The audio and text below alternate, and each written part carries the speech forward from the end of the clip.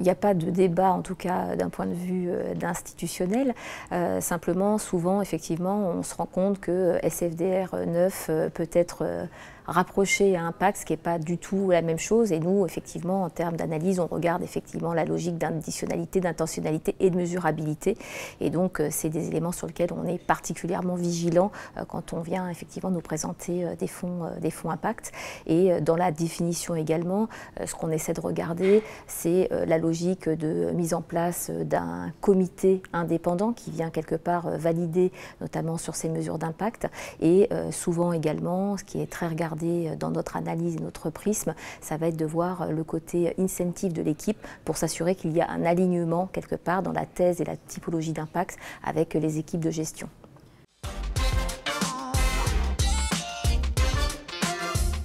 Alors j'ai envie de dire l'intentionnalité, quelque part, c'est presque ce qui est peut-être le plus facile, c'est effectivement dans une logique de thèse d'investissement impact, finalement, est-ce qu'on adhère ou pas à la proposition de valeur en fait, de l'équipe de gestion. Sur l'additionnalité, on a aussi, nous, un peu des débats, puisque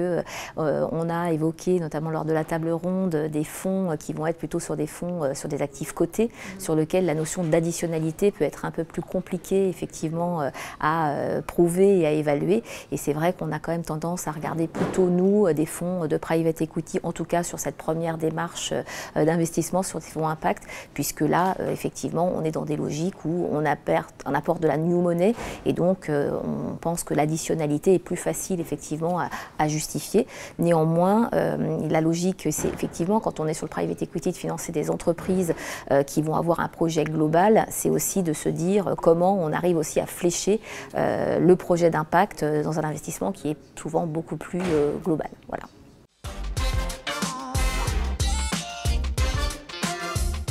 Alors c'est aussi un des sujets, c'est-à-dire qu'en fait les métriques, on est nous en tant que financiers souvent regardant sur des KPI plutôt, on va dire, sous forme de reporting quantitatif, mais on se rend compte aussi, et ça a été aussi dit, que la notion de qualitatif et de trajectoire et d'accompagnement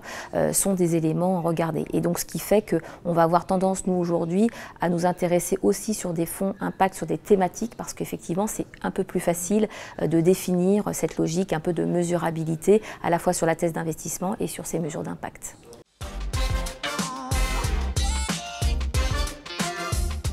Alors pour le coup non, parce que c'est vrai que la notion de SFDR et impact pour nous c'est complémentaire, mais ce n'est pas une preuve quelque part qu'un fonds SFDR 9 est impact, et un bon fonds SFDR 8 n'est pas pour nous excluant d'avoir une thèse d'impact, donc c'est pas un critère qu'on va regarder en première approche. Après pour la question de label,